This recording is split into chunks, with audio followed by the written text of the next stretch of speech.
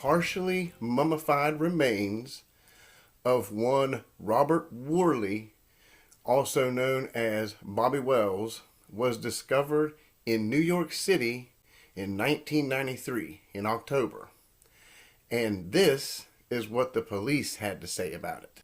What had happened was, I think it was around 1992, a uniform went on a job up to 140th Street off Amsterdam Avenue. And apparently they called us up because they had a suspicious trunk and they didn't know what was in the trunk at the time, but they had a foul odor, which was very common to a DOA. It's an odor you'll never forget. It's something dead inside, but it was wrapped, where we couldn't actually have access to it to pull it out or anything like that. So I had no idea what it was, and I figured the only way we could figure this out is to get it down to the medical examiner and pull it. So Dorian Corey lived a successful life after moving from Buffalo, New York to New York City and living in Harlem. She lived a very successful life as a transgender, or what they would call a cross-dresser, back in the 60s, 70s, 80s, and even 90s. That's what a transgender man was called, was a cross-dresser. She went on to do cross-dressing cabaret shows. She would dance with snakes and all kinds of wild and extravagant outfits that largely were designed by her. Even giant gold wings that she made and designed and wore on stage. So after all this success, she tragically dies in August of 1993 due to AIDS complications. And back then, in the 80s and 90s, AIDS was considered a death sentence. Okay, especially if there were complications that arose from it. Nowadays, AIDS is treatable by medication by and large. But back in those days, if you got AIDS, it was the same as having something like cancer. I mean, it was pretty much, that was the end of your life. And like I said, tragically, she died in August of 1993. And in October of 93, that same year, her friend Lois Taylor and a couple of other friends were looking for Halloween costumes because, Dorian Corey was a fashion designer. Fashion was her life, in addition to her on-stage performances. I mean, an enormous walk-in closet in her apartment where she kept the majority of her costumes. And when they went in there, Lois Taylor and her friends went in there looking, they found a trunk. It was an old garment bag from like the 1950s or 1960s, green plaid. And curious to find out what was inside, Lois began to open it, and in doing so, discovered this foul odor, unmistakable, and immediately called the police. And as we saw in the video earlier, the police discovered the body, partially mummified remains of Robert Worley, also convicted of assault on a woman, spent 3 years in prison in Sing Sing in upstate New York. And when they discovered his body, the police discovered a bullet wound in his head. And yes, Dorian Corey, it was confirmed she owned a .22. But that doesn't mean that the .22 that she owned was the .22 involved in the killing of Robert Worley, because no one has ever said that that caliber was the caliber used. Not only that, but there was a rumor of a note that went to this body saying that this man tried to rob me.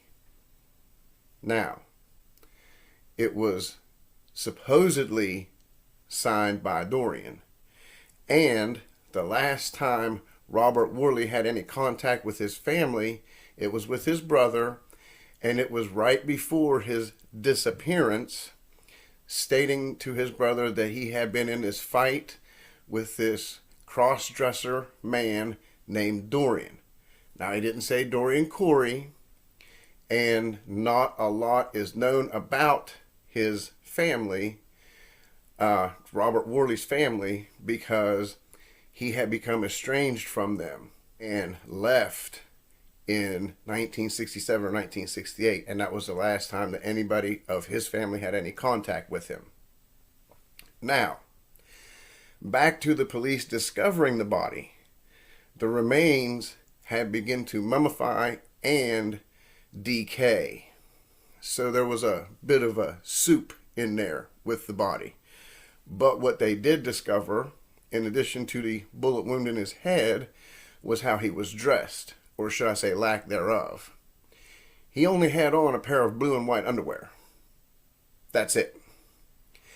And when the police opened that bag, a bunch of beer tabs, or pull tabs from beer cans, there were so many of them inside that bag that when the police opened it, they just fell out onto the floor. So, the plot thickens. Now, back to Dorian Corey for a minute. All this success, all this being out in the public eye, never once did she ever even get so much as a parking ticket. Interesting fact. So, here's another interesting fact, going back now to Robert Worley. He was practically naked, but unbound and curled up into the fetal position. And when he was discovered, there was no murder weapon at all. There's no murder weapon in the apartment. So, was Robert Worley killed and placed in that vacant apartment to which Dorian Corey later moved into?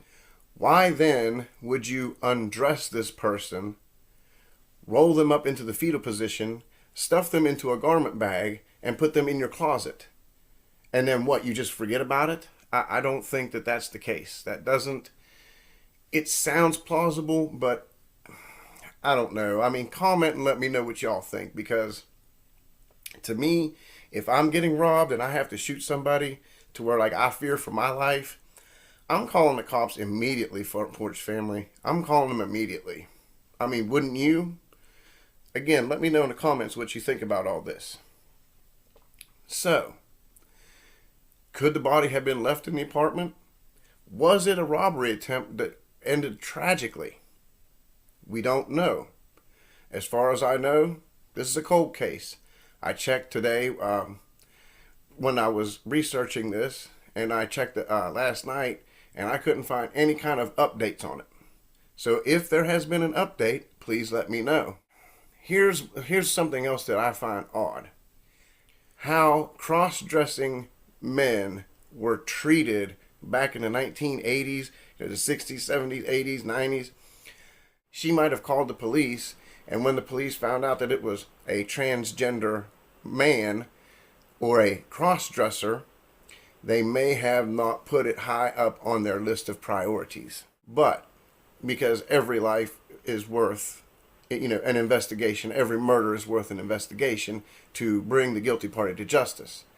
But that's where that's the biggest twist of the whole thing. If it was Dorian Corey, and I don't know that it was, but if it was her, she had died already. That body, she died in August. That body wasn't discovered until October. And let's say that she hadn't died for another 10, 15 years because she was only 56 when she died. That body would have possibly been nothing but mush and completely unidentifiable. So, that is all I have on Dorian Corey and Robert Worley, aka Bobby Wells. So, again, this is, as far as I know, it's a cold case. So let me know in the comments what you think about it. This has been a Front Porch Science production. I'm Rob. Love and respect to all my Front Porch family. and I will see you next time on the front porch. Bye.